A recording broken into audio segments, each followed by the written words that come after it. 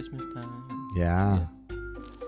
Yeah. Yeah, it's all good stuff. Tyranny of the urgent. Tyranny of the urgent. At least it's jolly urgency. Yeah? Well, it's Christmas. Until it gets to be too much. Yeah. Then it's bah humbug. Yes.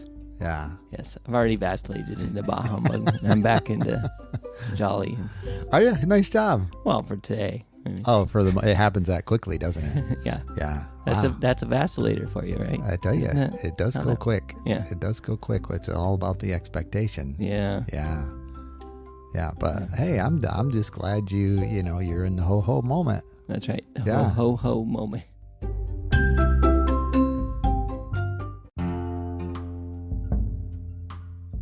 Welcome to How I See It with me, Mark Pratt, and Justin Sternberg. This is a podcast that works to counter cultural polarization through thoughtful conversations.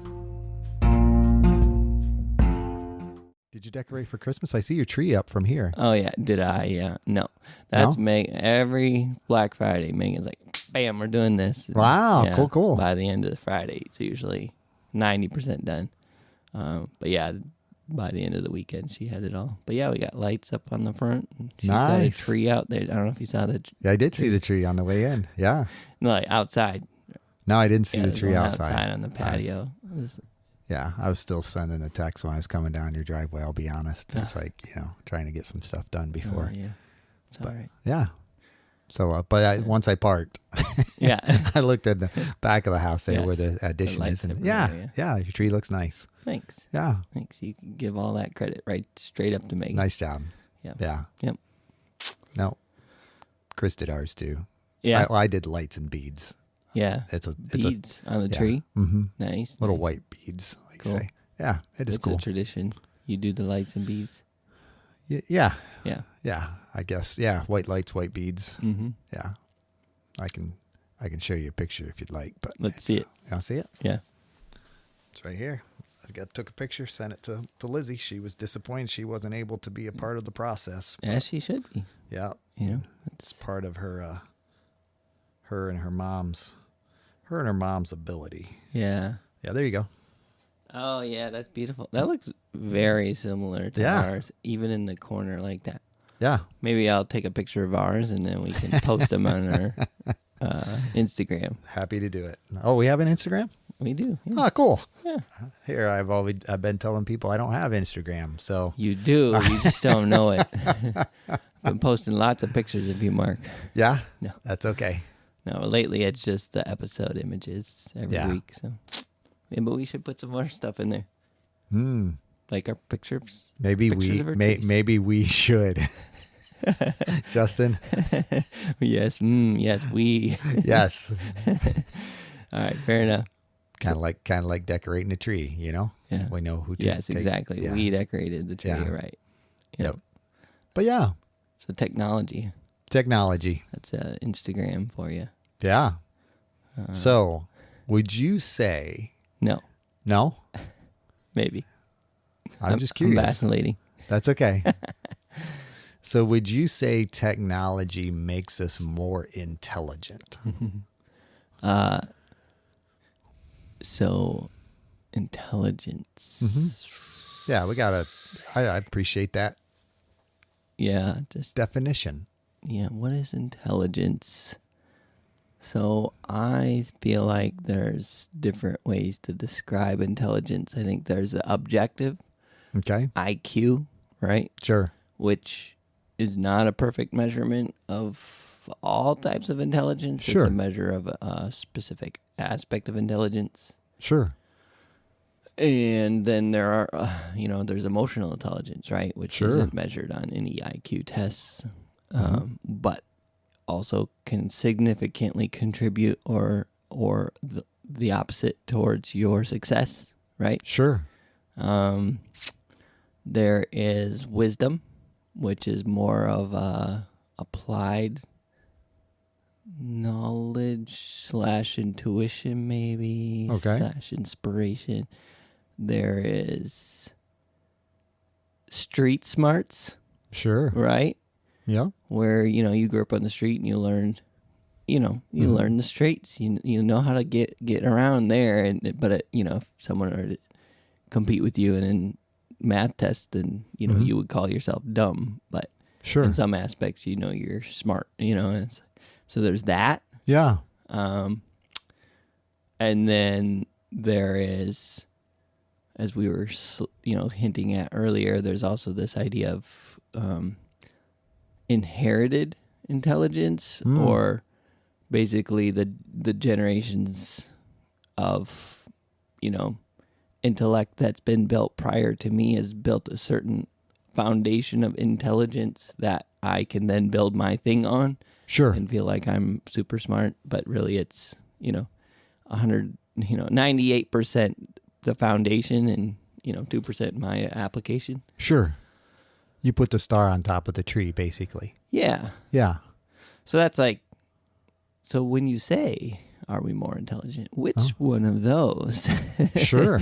do you mean? Yeah. And I would say,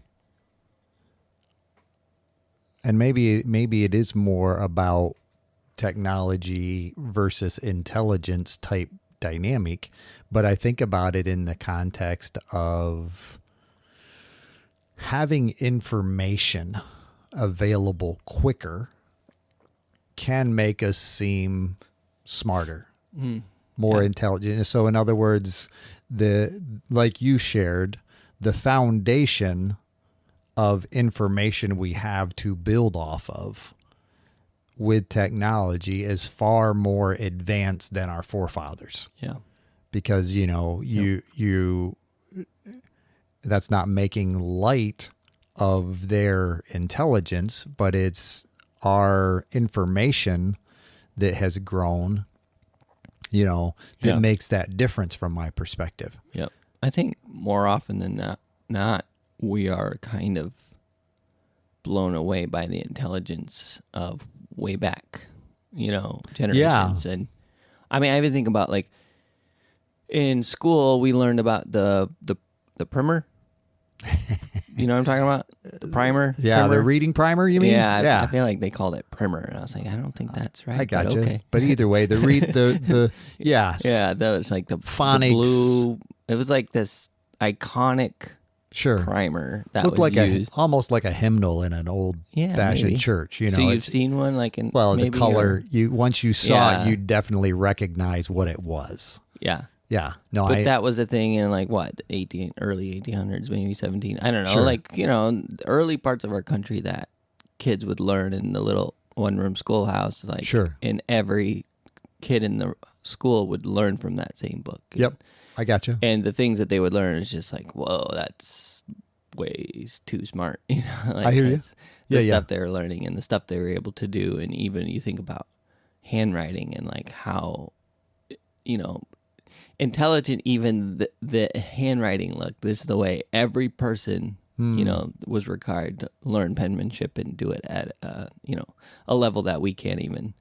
And then you think about things like the pyramids, right? Where it's like, in some cases, in some ways, we're still not quite sure how they could have accomplished the feat. I mean, we certainly have theories, but it's like it would have taken a lot of craziness, no matter how it was accomplished, for the technology they had at that time. And then, so do you think aliens helped with the pyramids? Yeah, of course. Do you really? No, but okay, no, I got you. Yeah. I'm a very open-minded person, but that one feels like a bit of a stretch. Well, you were just saying, many different. I was just checking to see if that was one of the many. That's all. Maybe, Mark. Is maybe. It? Well, now you're starting to vacillate. Come on now. Is it or isn't it? We're not talking about conspiracies today. Not Otherwise, conspiracies. I would definitely. Would be. Yeah. I'm not going to go down that. You're not going to let me do it. Okay. No, but there's this YouTube channel where this guy is trying to recreate this Byzantine like sundial mechanism. Oh wow. And he's rebuilding it from like these plans that were, what was that library? Alexandrian Library. I think that's where where the original plans were found or whatever. And in National Treasure. Oh yeah, that's right. That's right. Underneath the church in Washington D.C. Yeah. But no, it's so cool. It's this whole YouTube channel where he's just it was in bit Boston. by bit The church was. Boston. Yeah. That's right, Boston. My bad. Boston. wasn't it? Get your No, historical he sent the fiction other guy to facts Boston. correct. No, it was Wall Street. You are correct. All right. Yeah, it was my bad. Yep. Sorry. I'm glad we straightened that out. Yeah. We want our historical fiction facts to be accurate. Yes, but either way, the Alexander Byzantine thing. Yes. He's Sundial. creating this, and the amount of effort he's going into recreating these things, and he's trying to do it using materials that they would have had at the time, so Okay. certain metals and all that. Oh, but wow. he's using modern tools. He's like, I'm not. No one's gonna, you know. So he's using lathes and all that kind of stuff. But it's incredible. Like he's talking about throughout this whole series, like how precise the measurements are and how important these precise measurements are Oh, wow. for the whole thing to work. And just like, and it's, you know, Byzantine Empire, and like, I don't know where that stands. I think that's definitely before Jesus, right? Like that's BC. Sure. Uh-oh. Let me You're look. going to see there's our information. This is how I'm going This- to be intellectual. Yeah. When was the Byzantine Empire? As he speaks into his phone, now he's looking, now searching. 1453.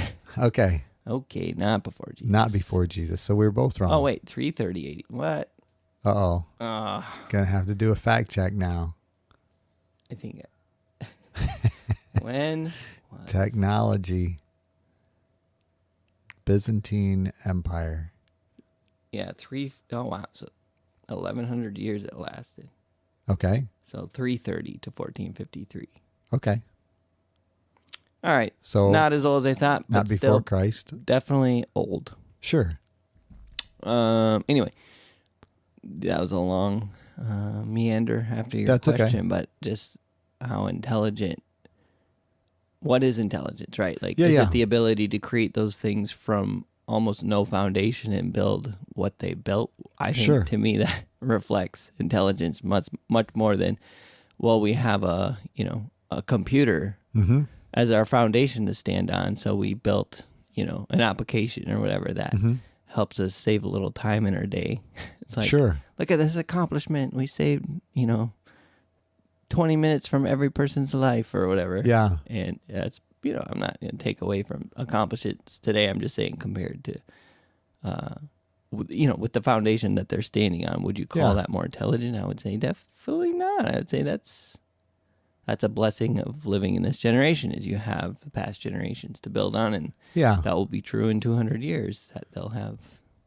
So would you say, as you mentioned, the different eras, if you will, the pyramids, that kind of thing, would you say that as a culture, we tend to look down on previous generations in such a way that says they weren't as intelligent as you might personally think they were? Like the old ways were just dumb, Yeah. antiquated, kind of maybe the Chesterton's fence type thing. They just didn't have the intelligence that we have today to be able to know the right things to do. Yeah. I mean, I definitely don't feel that way, but I know that that's certainly a belief system. Yeah. Where would you say that comes from then? That belief system. My guess is that belief system has been true in certain pockets, of culture throughout all of time. That would be my assumption. Help me understand that. Like every generation, there's a facet of people who say, we're the smartest in the world and everyone before us was dumb. Okay. Because generally as a creature, we believe as, me being the center of the universe, right? And so, it's depending on how you're bent, but I definitely think it's like, I'm definitely the smartest one around, definitely the smartest of every generation, or, and I don't know. Really? So you would boil it down more to almost a pride dynamic. Yeah, I would. I don't know. What's your thought? Well, no, that's why I'm honestly thinking about it from that aspect of if that facet has always been there, as you're, proclaiming or, declaring to a certain degree. I was just curious on that, and I hadn't really thought about it. I guess I saw it that I think that, if I may call it that, arrogance seems to be growing versus, in other words, I didn't necessarily, as I reflect back on, my parents or my grandparents, they had accomplishments, but I saw how it seemed as if they were, more generationally connected to where, these farms or these acres or this house, was handed down. Yeah. In such a way that there was a sense of gratitude towards the, not necessarily the investment, but, there was a gratitude for the effort, the work that went before us, clearing this field or, building this barn or, that kind of thing. And I guess I don't necessarily see that in the same dynamic. And granted, that's probably and there's a part of me that would be able to recognize, as we've grown, as the family system has become more, spread apart, the nuclear family, we have the ability to move and, relocate and still in some ways stay connected via technology, which I'm not, anti-technology, but I just think we've lost some of that dynamic of appreciating what, our predecessors have done. Yeah, I agree. And I think that connects, and I guess that's where and granted, I'm not disagreeing with you that facet wasn't there, but I guess I see it more as a growing awareness, that it just seems as if there is more judgment of the forefathers in some ways that say, they were just clueless. Yeah. Yeah. So I feel like I agree. I feel like your assessment is probably spot on, but I also feel like it's probably history repeating itself. And I keep thinking, as you were talking, it kept making me think about your quote that you brought a while back about good times make soft men. I got you. Soft men make bad times. Bad times make strong men. Strong men make good times. Sure. Right. Yeah. I think I got that. That's pretty close. Pretty close. You say it. Yeah. It's going to be along that line. I might start with the strong men make good times. Yeah. Hard times make strong men. Strong men make good times.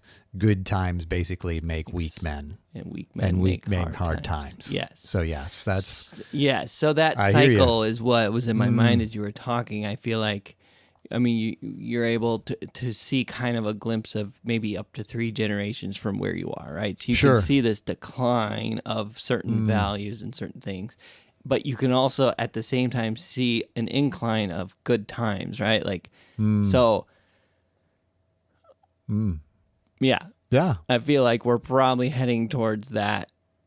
And I feel like I'm certain this is not the first time this has happened. I imagine there's plenty of people in the time of Rome, the city of Rome, that were living in Rome, living it up, doing good, and with the same perspective of like our forefathers were idiots and we're the smartest ones around, and look what we built. But again, they're living in Rome, a city built by the forefathers. Sure. There's this foundation that they're then able to build on top of, and they think, look how tall I'm standing. It's because they're standing on that foundation, right? I feel like it's a very cyclical fashion. It just in terms of history repeating stuff. I wasn't there though, right? So I can't. Of course, I don't know that, but it just feels intuitive to me that would be the case. And it makes sense in that aspect of that arrogance led to the fall of the Roman Empire. Yeah. you know, Yes. to that degree that we can be self-sustaining, you know, that there is no God, there is no need for God Yeah. in this dynamic because we can do it all. Yeah. Yeah. I And mean, that- the higher you get in the Tower of Babel, Yeah. right? Yeah. You know, the easier it is to fall. Yeah. I don't know. I mix metaphors there, but But it's okay. In that process, as we're thinking, and I guess that's where I'm in agreement with you. We're not always so self-aware yeah. as we might think we are. Yeah, because I think it requires an awareness that extends beyond multiple generations. Sure. And I think that's a tall order for anyone, Yeah. much less those who are inclined to just assume we're smarter, right? Like, I think Sure. that's what's happening more than anything. It's like, well, just look around. Of course we're more intelligent. Yeah. Look. Of course. You know, like, and I just think, So is information deceptive? is information deceptive? That's, In other words, explain it. we can look at what we have. In other words, we have the ability to do this. We know all of these things. Yeah, I see. And yet it just makes us in some ways more dependent or, you know, on that information. And really we just kind of lose sight. In other words, our focus gets shifted in some ways. And, you know, we to where we become more concerned about interest rates and stock markets, you know, and just my momentary comfort than being able to recognize, okay, how do we live our lives in such a way that has an impact, you know? I guess avoiding the distractions of information. Yeah. Based on recognizing that, yes, history is going to repeat itself. And we can learn from that in such a way that says, yeah, what do we do now, knowing that this isn't going to be the way it's going to be forever? And I'm not being dramatic. But no, but I mean, that's just a fact. Yeah. That's history, right? Like, Yeah. yeah. And I think about it, you know, even, I guess I wrestle with that part of, okay, God's faithful all the time. And yet, you know, even as a culture, I think we're kind of in this process that we can figure it all out. If we just adjust this or do that, you know, we can maintain this current market or this current dynamic. And it's like, I guess that I see that as being small. Yeah. And I'm not trying to get into that process of, you know, a doom and gloom type, you know, the sky's going to fall type thing. But I guess I just see it as being bigger than us in the whole scheme of things. And I guess that's where I think about it from a dependence, a reliance. And I think when we get to that point of being able to say we're smarter and we've got it all figured out, that's I'll say a dangerous place to be. Yeah. Well, yeah. I mean, I agree. I guess my question to you would be, do you feel like the way you feel about how it is right now, do you feel like it is at a higher pinnacle, you know, than ever in the past? I mean, just higher at what at a higher pinnacle? like I don't know, just kind of the sentiment of how smart we think we are. I think I see that, maybe that arrogance, if you will, more so as a culture. Yeah.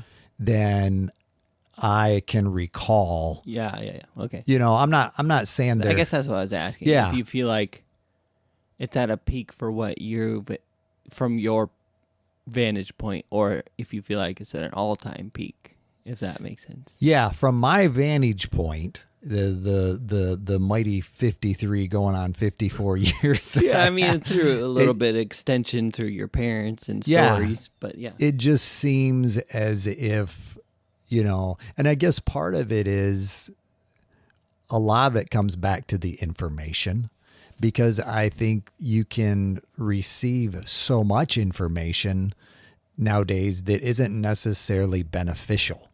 Yeah. And I would say there's more confusion in some ways based on the amount of information we have available. And I think in some ways it has made us more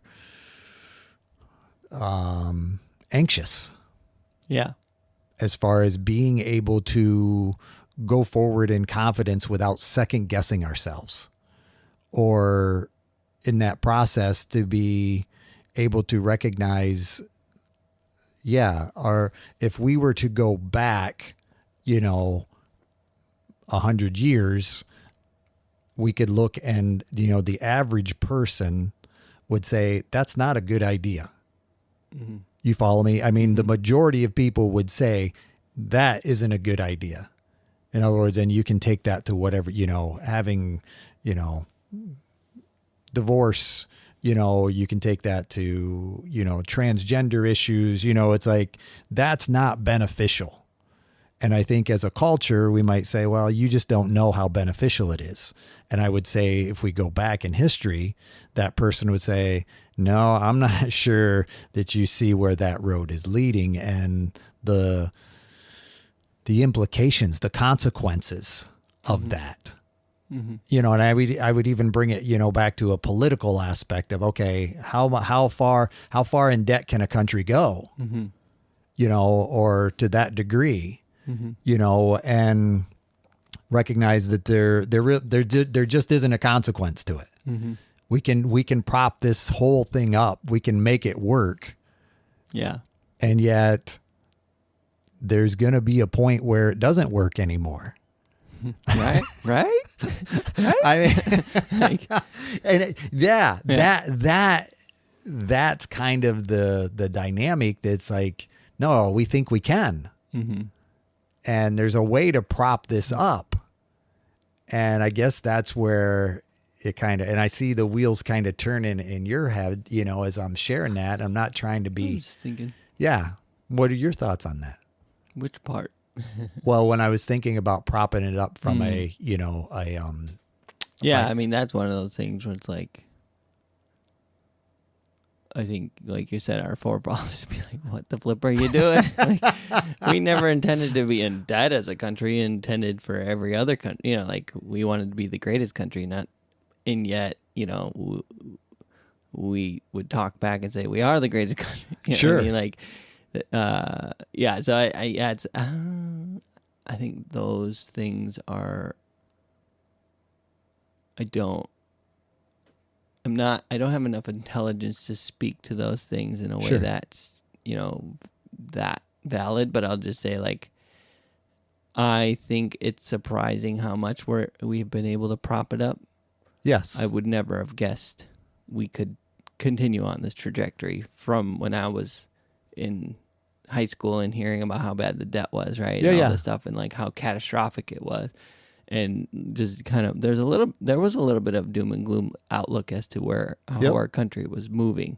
Mm-hmm. And that was 20 some years ago. Sure. And I'm not trying to reiterate that. I'm not trying to bring that up again. I guess. But recreate. That's as good times progress, soft men increase.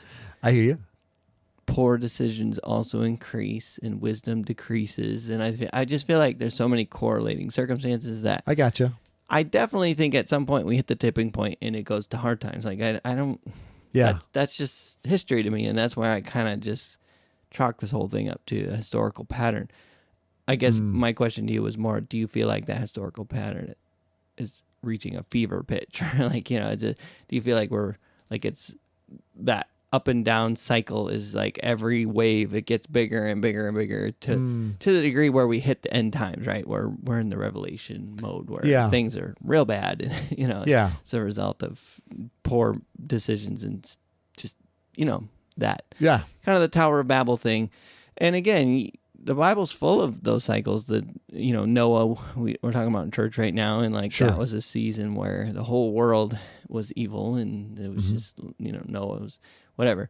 And then the Tower of Babel is another example of just like the whole world was just at this point, where there needed to be a shake-up sort of thing, and then like I think about Nineveh too a little bit. Sure. I feel like there was kind of a cultural thing there that was arrogant. Sure. And I think about the Roman Empire. Yeah. Alexander the Great. Just all of these cycles, all these empires, empires rise and fall, right? Like we know that's a universal truth. Yep. I guess I'm just more inclined to think this is just we're just on the roller coaster ride. I gotcha. And I'm thankful I'm on this part of the roller coaster ride. I'd rather be on this one than the hard times, but at the same time, every generation was fine. I hear you. I mean, that sounds terrible. I mean, that is terrible to say because there were some generations or some experiences that were truly horrifying. Holocaust, for example. And, there's many things as a result of that cycle that was very bad for very many people. Mm-hmm. And so I genuinely am very thankful that I'm on this side, even if it means a little bit of soft men and arrogance. It's like, well, I'm glad I'm at this part of the roller coaster ride. And I'm thinking about it in that context, and yet I'm also recognizing that's our part right now. And then how at that point, how do you feel about what your kids will experience? Yeah. Yes. I mean, that's, yes. I feel like, this ride is going to keep moving up for a little while longer. I don't know. You're how hopeful. Long. Yes, exactly. Hopeful. And also, when you say a little while longer, your children's lifetime? Yes. I honestly don't know because it ties into, I think the AI conversation for me is kind of the most relevant one to my kids' future. Honestly, that's how I feel. Okay. Is that the AI conversation is really going to be the tipping point one way or another for whatever the next generation. Whether that helps us or hurts us and tips us into bad times or, and further and, enhances the good times for a little bit longer. Sure. So I honestly don't know. I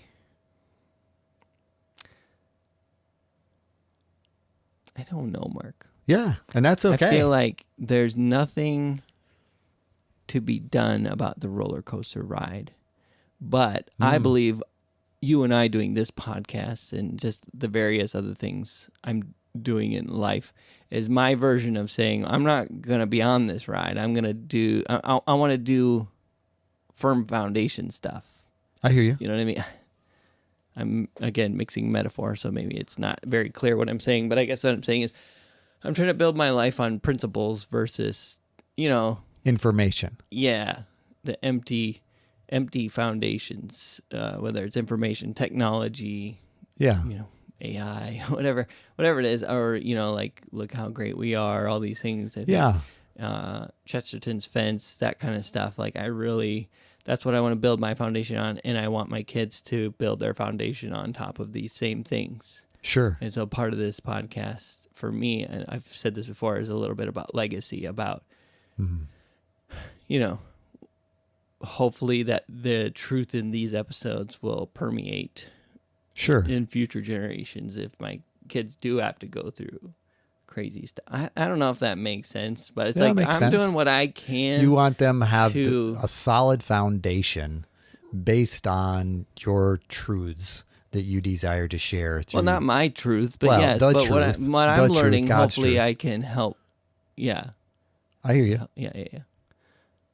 So I don't know. I just don't have a good answer because I can't control what's going to happen to them, and it certainly isn't helpful for me to fret about what that tipping point might look like and what they might have to endure. Right. And I mean, this is something Megan talks a lot about, but like so many of her clients, they just sit in their chair and they just chat, right? Like that's just the nature of being a hairstylist. You're kind of like a mini therapist. I right? know, like I give you that. Pseudo therapist. No, I'd say full on therapist, a hair therapist. That's right. That's what she should put on the yes, hair therapist. Anyways, but one of the things they say is so often is like, I can't believe you chose to have children in this generation, or like, it's so hard. It must be so hard, and all this, just like, and so many of our counterparts have actually made that choice. In our I'll say not to have kids. Yeah, not to have, because way fewer kids in this generation. Yeah, and to that point, I routinely have conversations with people. Really? Who are saying, no, we just chose not to have kids, based on what we see and the fact that we wouldn't want to, raise kids in what we see. Yeah. But Megan and I also have always bristled against that idea. It's like, yes, there's some weird, bad aspects to the world right now. There's also some good stuff. And my kids are actually growing up in a very cush world. So, like, you're saying it's going to be so hard. It's like, no, actually, it's easier for them than it was for you. Like, yeah. Yeah. And I guess that's where I'm wrestling with this information versus intelligence, this aspect of being able to say, okay, is there still hope in this process of information?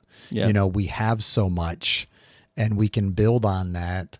And I'm not saying we can indefinitely props things up. There's going to be some consequences to our choices, mine, yours, today, in the future, that kind of thing, But at the same time, I'm thinking about it in this context that, God still remains faithful. And yet there's also a consequence to a culture that might say, we've got it all figured out. Yeah. And I'm with you in that context. I want, our kids, and I want other kids. I want all the kids and all the parents to be able to say, no, God is that, source that we need over intelligence, over information, but I just see that process of information tending to make us more anxious and make us more, at times, distracting us. Yeah. So I just thought I couldn't like really form the thoughts about what I was thinking about my kids, but it kind of came to me while you were talking, as it usually does. I don't know what you said, but I have an answer to your last question. Just kidding. No, well, yeah. Go ahead. I think about Daniel, right, in the book of Daniel in the Bible, and how that generation, basically Israel was destroyed and taken into captivity. I mean, that's a bad cycle. That's the down part of the roller coaster, right? And yet Daniel shone through that. Sure. He had something that stood out, that he was separate from those around him to the degree where he was standing on the foundation of truth, not on the times, right? And that's my hope, that's my desire, that's my goal for my kids, and that hopefully their kids, is like, as the roller coaster does what it does, stay on this firm foundation and stand out. You know what I mean? Be ready. Make the right choices. Have integrity. Like, be the one that they choose because they can't trust anyone else. You know what I mean? Like, that's my perspective on my kids. I don't know what this world is going to do, but I want you to stand out and be a light and do the right thing and be the person that can shine and be an example of God's children. Sure. In this culture, whatever this culture is going to do, good, bad, ugly. Right. You know what I'm saying? To where you become the Daniels of this generation. Or Joseph, right? Or sure. That's why I named Joseph. Joseph is like this idea that, like, whatever life throws at you, I want you to. There's this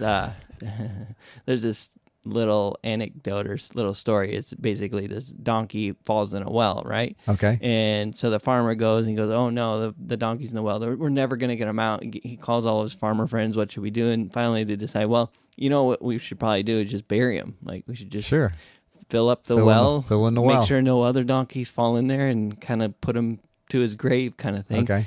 Put him out of his misery. So they start, tossing dirt down in the well and interesting. The donkey's shaking the dirt off and stepping up. Sure. So they kept throwing more dirt and said, man, that donkey won't get buried. And as they realize, like, they filled up the well and the donkey walks out. Sure. Right? Yeah. No, I hear you.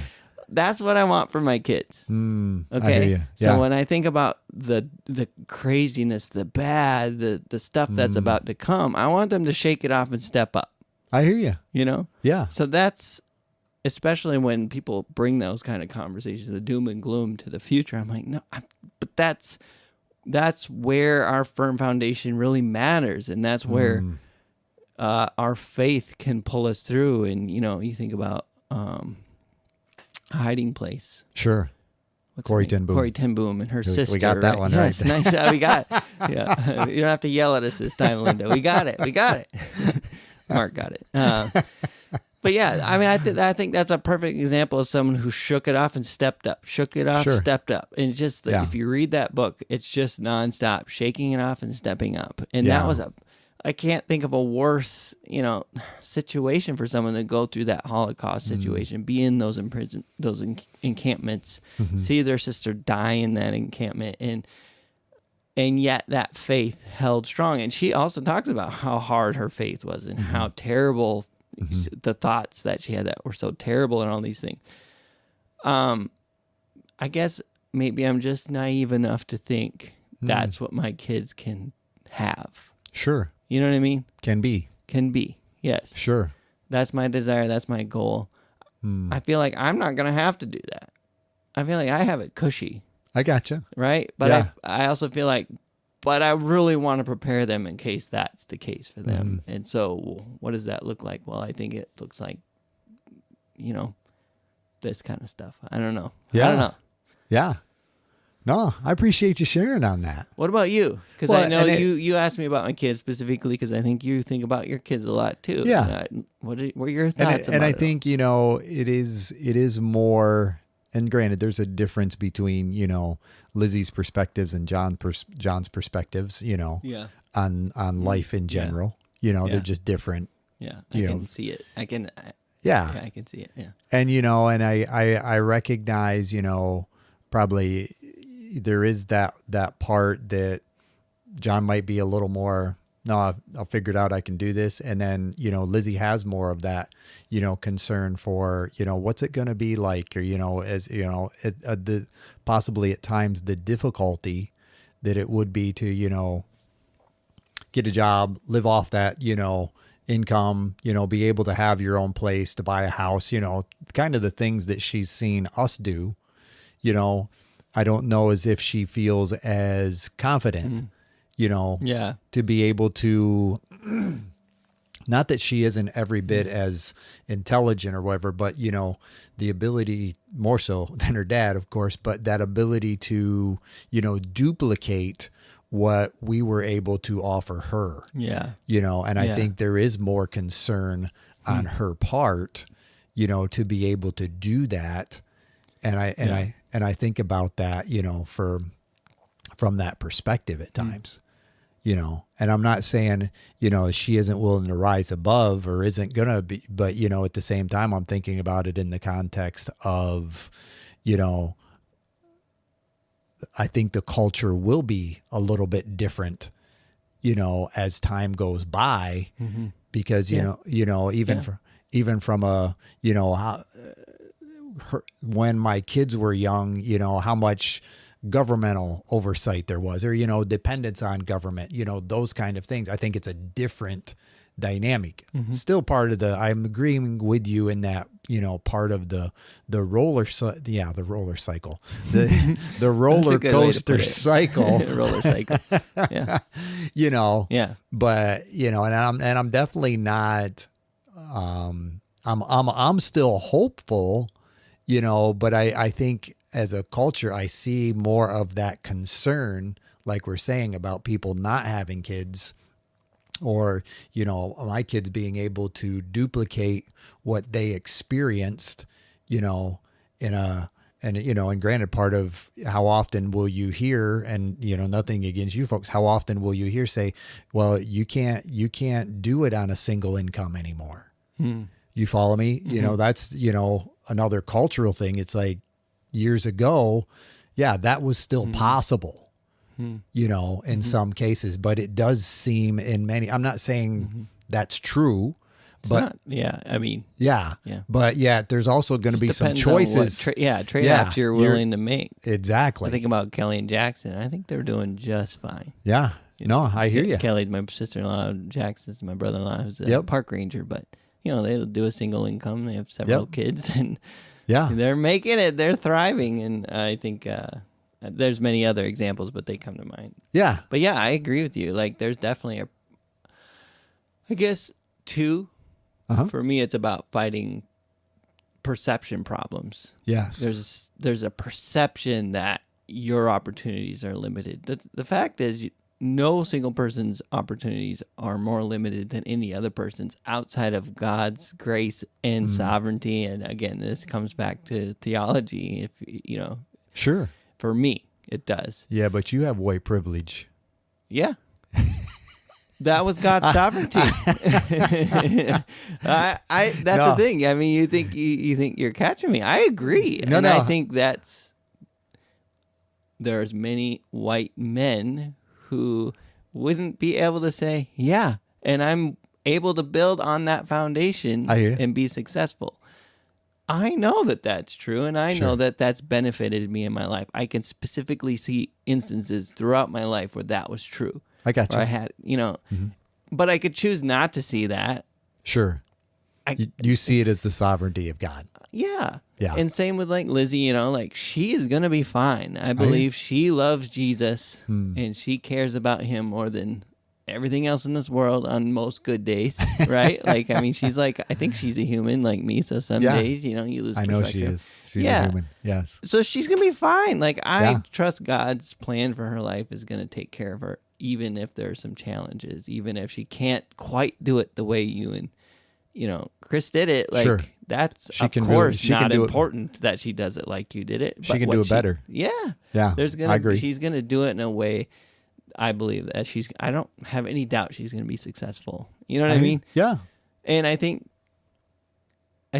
sometimes I feel like my job in life is to fight that negative perception because, again, you don't have to be on the roller coaster ride. You can be on the walk plank next to it that's built on concrete, right? Like, I got you. You can be separate from it, in it, but not of it. Sure. Right? Which is what the Bible talks about. Yeah. And I think when we get on the ride, okay, well, you're on the ride now, so you're going to get what you get. Sure. I don't think you have to be.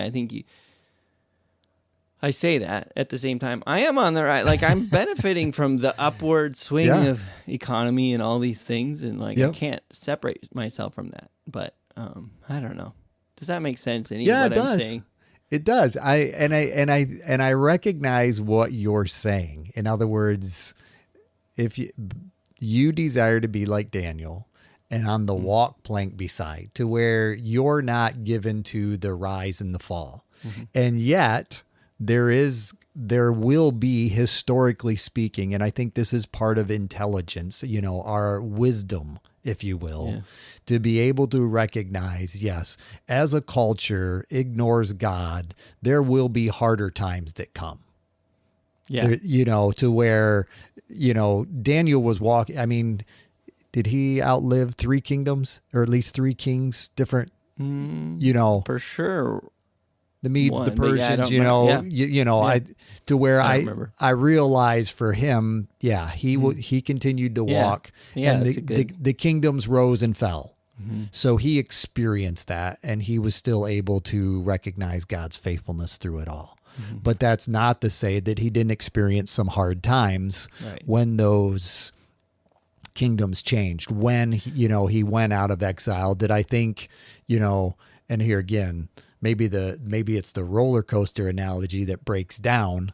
You know, he was able to continue to trust in God, even though the circumstances fell down. You know, he went through that exile, had to move, had to do things different, you know, and yet there is that wisdom, that faith that is separate from information. And then the information can tend to lead us to say, okay, how can I prop myself up?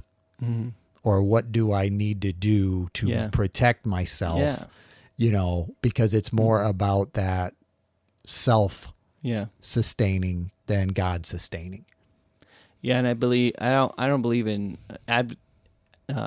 what's the word?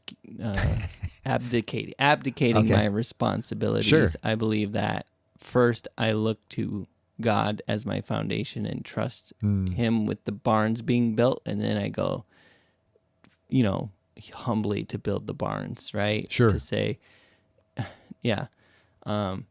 but also, you know, as far as hard times and all that, we often will, I mean, I think it's natural to hear about the stories in the Bible. They don't have a lot of color commentary as to how the people felt before, after, during, or whatever. You think about the story of Shadrach, Meshach, and Abednego. Yes, thank you.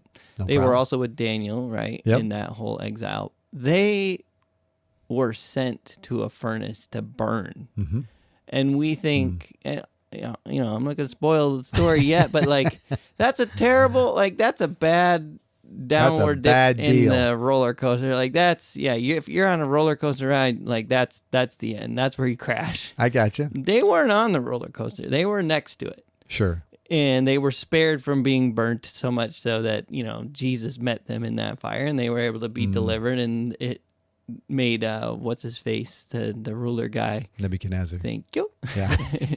Be like, what in the world? What do you guys got going on? You know? Yeah. And again, that's what I want for my kids. That's what I want for me. That's what I want for you. That's what I want for you know, Lizzie and John. Is like, be Meshach. Sheesh. Shadrach, Meshach, and Abednego. Be Daniel. Be Joseph. Be next to the ride, not on it. Sure. Put your foundation in what really matters. Mm-hmm. And when the circumstances come into your life, take them in stride, knowing that he's in control. Sure. None of this matters as long as you're standing on him. Mm-hmm. Peter, you're in the storm. Sure. Jesus calls you out in the water. As long as you're looking at Jesus, you can flip and walk on water. I hear you. Like, you can do something that doesn't make sense. You know, forget the roller coaster. Now we're in a storm on the sea, walking on water. Like, clearly a firm foundation is under your feet at that point. That's not the actual reality, which is water, which is a storm. Sure. I'm just saying, like, so many examples throughout the Bible is, if your foundation's in the right place, whatever's happening around you isn't relevant. Sure. Which is, again, an oversimplification. I get it. Relevant. Sure. It's an enhancement to the story, right? Mm-hmm. Like the fact that he's walking on water only makes the story better. The fact that there was a storm, the fact all these things only makes it better, you know? Yeah. But the fact is, he was just looking at Jesus, the focus, and trusting him. Sure. Yes. Yeah. Same with where is our focus? Meshach. Their faith was their focus. Same with Daniel. Same with Joseph. Yeah. Right? It was where their focus was, and they weren't being tossed about by the waves around them. They weren't being thrown off the roller coaster ride. They were staying focused, singularly focused. Yeah. Good stuff. Nice job, Justin. Yes. Your thoughts? No, it's those are great thoughts, and I think, you know, that's what we need to be able to offer. Yeah. You know, to those around us who are, you know, struggling with that cultural dynamic of, you know, the sky is falling type stuff. You know, granted, there will be difficult times that come. Our wisdom, our intelligence. Like when you're being told you have to go into that furnace and burn to death. Sure. Yeah. Right? Like, I agree with that completely. Yeah. And yet, I think our wisdom can tell us that's okay. Yeah. Because ultimately this isn't our home. This isn't our safe place. This isn't where we have to live indefinitely. Yeah. You follow me? To where if it rises, if it falls, the coaster goes up, but the coaster goes down. You know, this isn't our home. Right. And, you know, I think this is, you know, we can tend to confuse, you know, heaven with our kingdom on earth, you know, that kind of thing. And God doesn't offer that. You know, I mean, when we get focused on building our kingdom here on earth, you know, versus, you know, being able to spend, you know, eternity in heaven, that kind of thing is far different. Yeah. And so I think, you know, at times, especially like I say, if I don't recognize that foundation, or, you know, if I don't have that foundation that's Jesus Christ, I'm going to try to prop everything up, and all of these other characteristics, all these other concerns, all this information is going to overwhelm and concern me. It's going to be the waves. Yes. You're going to start sinking. Exactly. Absolutely. Yes. Yep.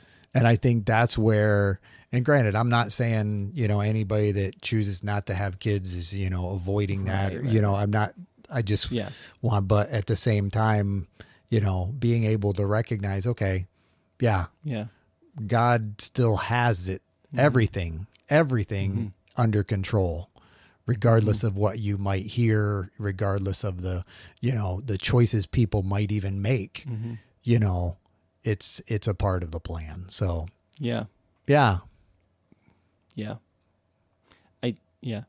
No, go ahead.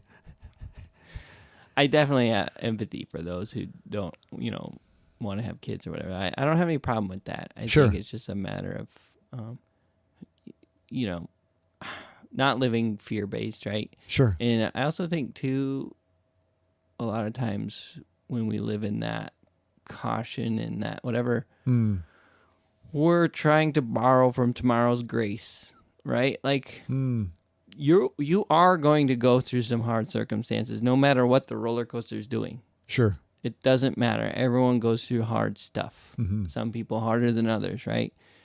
And the thing that we have to trust, and the thing I'm trusting for me if things go bad, but definitely my kids, is that when the time comes, they'll be on the firm foundation and they will be given what they need in the time they need it. Sure. I don't believe in this pillars of the faith idea where every person mentioned in the Bible was a cut above everyone else not in the Bible, with a few exceptions. I mean, I think Paul, gotcha. you know, like, but in every case where we hear incredible circumstances, I believe that they were given what they needed in the time they needed it. Sure. You know, and for Daniel to say, I'm not going to eat your food, like, I bet if you would have asked him 5 months prior to that, like if he's in exile and they're barely eating anything and they're, you know, struggling through life. If there was hey, in 5 months, did you know you're going to be offered the king's best meal? Will you take it? Like, I'll take anything right now. Sure. You know what I mean? My guess is like when the time came, the Holy Spirit convicted him and he said, you know what? I think I need to do this different. And I don't think it was because Daniel was the superpower. I believe he had the Holy Spirit. I believe that he was guided by God and given that, you know, the strength in that moment. Same with Joseph. Same with Peter, right? And I believe that's going to be true for everyone listening. Like, if you're able to be looking at him in the middle of that storm, then you can walk on water. If you stop looking at him, you won't. And he will give you the ability. Do you think Peter had it in him to walk on water? Of course not. I hear you. That was God-given. Right? Sure. That ability that he had was not a Peter ability. It's not a human ability. I gotcha. Right? And I believe that when you are able to walk through fire, when you are able to go into your work situation where they want you to do something you shouldn't, and you say, I can't, I believe that is a God-given ability to do that. Sure. In the moment, as you need it. And I believe that's going to be true as culture does what culture is going to do, and you're called in the moment to make a split decision. Will you support this? Will you stand up against this? Will you be loving? Will you be hateful? Will you whatever? You have an opportunity there to look at Jesus and do something supernatural, right? To do what he's given you the ability to do. Or you can say, I've been preparing for this my whole life and I'm ready, and like, I don't know. I always knew this moment was going to come and I got my shotguns ready. And like, you know what I mean? Yeah. I think the former is better. I hear you. Yeah. Well, thanks for sharing. How I see it. Yes, that is how you see it. And I appreciate you sharing. Yes. Those are good things. Got me all fired up. I did. I see that. Anything got else? My shotgun's ready. I don't have any anything else? Anything else you need to get off my chest? No, I'm serious. And that I appreciate what you're sharing. And then recognizing, yes, we don't have anything over our forefathers, but yet they have given us a foundation that we can build on in wisdom that is able to say, yeah, we're not smarter. If anything, we can be more distracted. Yeah. And I think that's where the information piece comes in, as I try to bring it back to, back to the original technology thing. Versus information. Yeah. I think like it's kind of like investment. Yeah. Like when we build on a foundation that was previously built, we should think of it as like how we invest our money. When you put your money in a certain investment, there's no guarantee, but you do your best, right, to figure out what's going to be a reasonable return, and then you recognize that there's market fluctuation, right? Sure. So there's going to be good days and bad days, but ultimately, if you try and do the right thing, and then I feel like when you build on the foundation that's built by previous generations, that's what it is. Like, I'm going to build on this thing, but I'm not going to put all my eggs in that basket. Yep.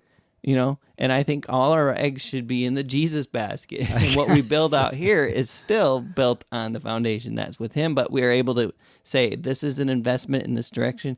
It may work out. It may not. This AI thing might, become a thing, or might, destroy us all. But for now, I'm going to use it to enhance what I'm able to, So I feel like that's what technology is. I feel like that's what using the wisdom, intelligence, the foundation that's been built by previous generations is just an opportunity to potentially build more on top of it, but recognizing that could fall. Sure. And that's okay. Yep. Back to that original thing. And that's how we see it.